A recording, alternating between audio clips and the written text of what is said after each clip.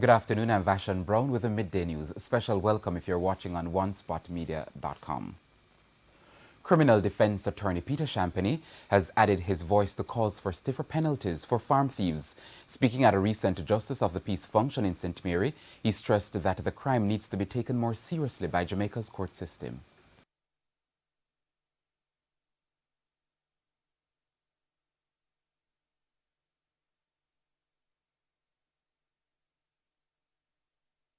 It's hard when a man grow a cow to a certain size and a man just come and thief it and then go to court and pay $5,000. You need to value that cow and see how much he would make when he butcher that cow. And then when you work out the figure, you triple it as a fine. If you're going the fine route. Because there should be some instances fine and confinement. Meanwhile, he's calling for a return to night court sittings to help clear up the case backlog. In Kingston and St. Andrew, there are 8 courtrooms at the parish court in Halfway Tree. By 5 o'clock or 4, everything locked down. And the police station is right beside it. What about the night court, where you invite the Judicial Services Commission, look at lawyers in private practice and invite them to sit as parish judge from 5 o'clock until 9, because you're in private practice, that's when you shut down your thing and you're free. And you try cases. Free. Farmers who lost crops in the massive bushfire in Flagman, St. Elizabeth in August have received help to get back on their feet. The government and private sector handed over $14.3 million worth of agricultural items last Friday. State Minister for Agriculture Floyd Green explained that because Flagman is the biggest farming area in the island, any loss of produce has national impact. The CEO of the Rural Agricultural Development Authority attributed the current hike in food prices to the drop in production in Flagman. Close to 1,000 acres of crops and farmland were destroyed.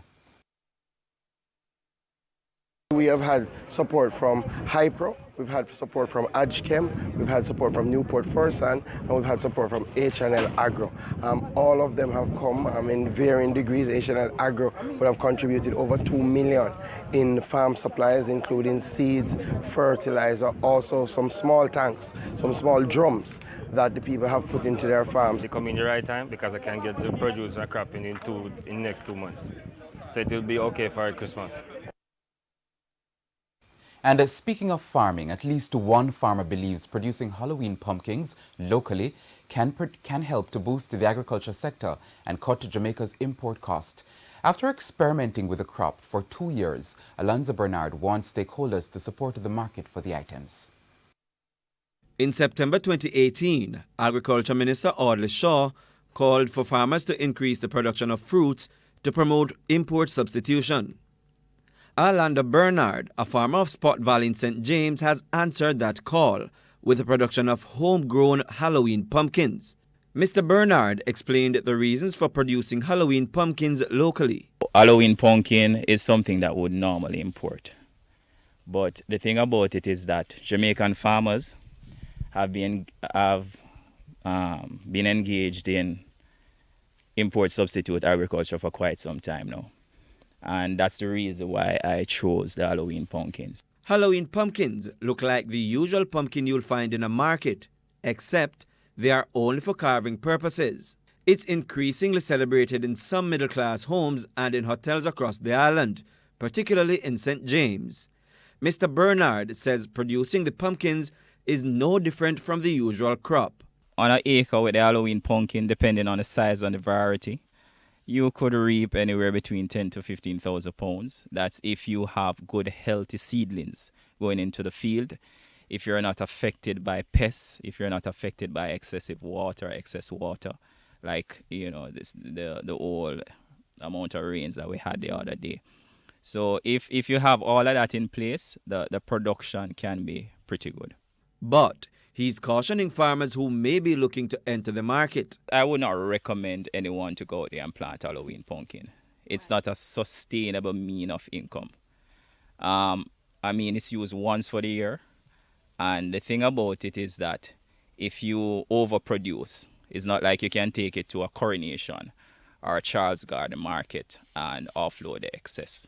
He is hoping the government would invest in this market, as producing Halloween pumpkins locally will help to cut the country's import bill. Mr. Bernard also wants support from other stakeholders. Our government is emphasizing a lot on import substitutes. Now, the thing about it is that we need to see greater support from the government where this is concerned. From the end users, from the hoteliers, we need to see greater support for this call of action that the government has put forward. Prince Moore, TVJ News. A senior member of the ruling Jamaica Labour Party is questioning the moral authority of the People's National Party on matters of corruption. Clarendon South East Member of Parliament Rudyard Spencer is suggesting the PNP should focus on the corruption issues facing its party. Mr. Spencer was speaking on Sunday evening at a Frankfield Divisional Conference in Clarendon. The PNP has gone on the offensive against the JLP in recent times following the high-profile corruption scandal involving former Education Minister Roel Reid. Mr. Reid has been charged in relation to the corruption probe. I want you to understand the biggest scandal ever in Jamaica is known as the Trafigura corruption. And until now, it is not settled. Until now, it is not resolved. Because the PNP keeps hiding, dodging. When them to go to court, them don't go to court. Tell the PNP that we say as soon as they settle the Trafigura scandal, we will ensure that all the information that Peter Phillips wants, he gets. And it's now time for a break, but stay with us. More stories after these messages.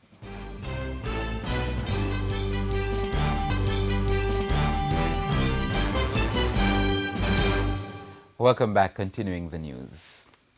Jamaica's proximity to the United States and its liberal gun ownership laws are cause for concern. President of the Cornwall Bar Association, Lambert Johnson, argues that the nation's crime problem, particularly in western Jamaica, is being impacted negatively by the flow of arms from the U.S. to the island. We have more in this report. Mr. Johnson's concern arises from the fact that there are no rigorous checks of shipments from America to Jamaica, especially given that the U.S. is Jamaica's major trading partner and a major small arms producer. In the United States, every citizen has a right to bear arms. This, Mr. Johnson says, is a source of Jamaica's crime problem. He pointed to a recent article in one of the country's newspapers. I read recently where a customs agent from Miami said that the number of containers that come from the USA to Jamaica, it is just too much to check. And so less than 10% of the containers sent to Jamaica are actually examined.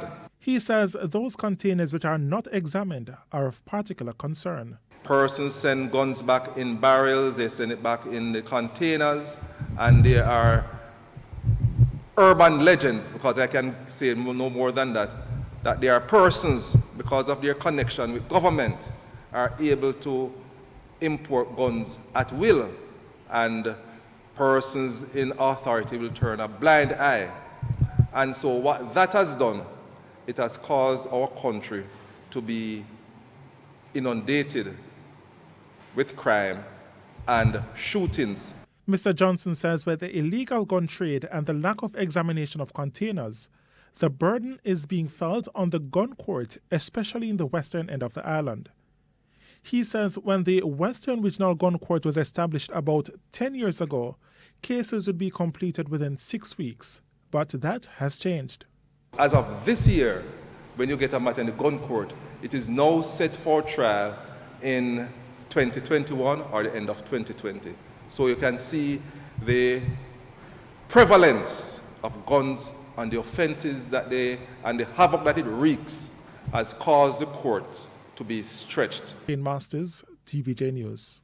Up to 800 workers could be sent home from Gisco Alpart in Nain, St. Elizabeth. That confirmation from one trade union representative, Granville Valentine, who is not taking the news very well. We have more in this report. About 800 workers at Gisco Alpart in Nain St. Elizabeth are now in limbo after news of wide-scale job cuts. The National Workers Union, NWU, says it received a letter on Monday stating that the cuts will begin immediately. When you have over 850 workers from one location in rural Jamaica losing their jobs, just consider the impact times 4 or 5, the ratio of the family support. 1 to 5 dependency. You're talking about anything with 5,000 people losing their bread. And this is a company that continue to operate in some form, not production, but in other way. You could also look at the other persons from the TVC, which are the community workers who that works on and off, and that's another 900. So the impact is significant and it cannot be taken lightly. Gisco Alpart has been preparing to suspend alumina production to facilitate an upgrade of its plant. But with hundreds of jobs now on the line, NWU General Secretary Granville Valentine is accusing the management of reneging on a proposal to retain 300 workers while the plant is being upgraded. You have a number of young engineers that has gone to China to adopt their system, work with the backside company before now, and still working. Those technical knowledge of those persons who are expected to go back to work with this plant, the company all of a sudden those seems to want to include them. The company also indicated to the unions in a meeting that all local management persons will be retained during this exercise. Now we are seeing another position where they are suggesting 100% redundancy. Mr. Valentine insists the government's intervention is needed to protect the rights of Jamaican workers at Gisco Alpart. It cannot be that the Ministry of Labour issue any work permit for any foreign body, any work permit to be given to any of these people who are taking the jobs of Jamaicans. There is a clear rule and understanding as it relates to a formula, a 70-30 formula, where if you are using any expat, 30%, but 70% Jamaican. We are very disappointed that talks are taking place at the Ministry of Labour under the watch of the minister, and the Chinese national would get up on their own to institute a redundancy exercise without the continuation of those discussions or conclusion of those discussions. Giovanni Dennis, TVJ News. 2 persons remain in hospital following a motor vehicle collision along the Albion Main Road in Yala St. Thomas last night. The driver of a Nissan Probox and another passenger were rushed to the Princess Margaret Hospital where they are admitted. TVJ News understands that the driver of the Nissan Probox lost control of the vehicle, which then crashed into a Honda Stream.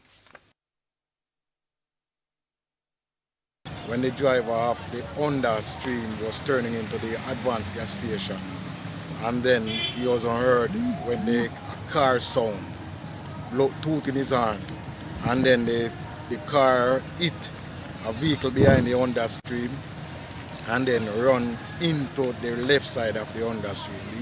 It's obvious that the driver was undertaking a line of traffic. And the time now for sports. The quarter-final round in the Issa da Costa Cup will kick off with a slate of 6 games today. In Group A, last season's runners-up, Cornwall College, will travel to Clarendon to play Gavri Masaya at the Juicy Patties Field. Also in Group 2, Magotty High will battle Manchester High at St. Elizabeth Technical High School. In Group 1, Anchovy welcome Cedric Titus to Jarrett Park, while in Group 4, BB Coke will entertain Steths, while McGrath meet Happy Grove at Dint Hill. Those matches kick off at 3 p.m. The earliest fixture on the day will be in Group 3, as Dint Hill Technical, who lost at the semi-final stage last season, will host Port Antonio at 1 o'clock. The defending champions, Clarendon College, will open their account in the quarter-final round on Wednesday, away to Mannings, while Ben Francis runners-up Petersfield play Frome. Second round action in the Manning Cup will kick off on Wednesday with 4 games. And that's the Midday News. I'm Vashan Brown. Join us at 7 for Primetime News Package. On behalf of the news, sports and production teams, have a good afternoon.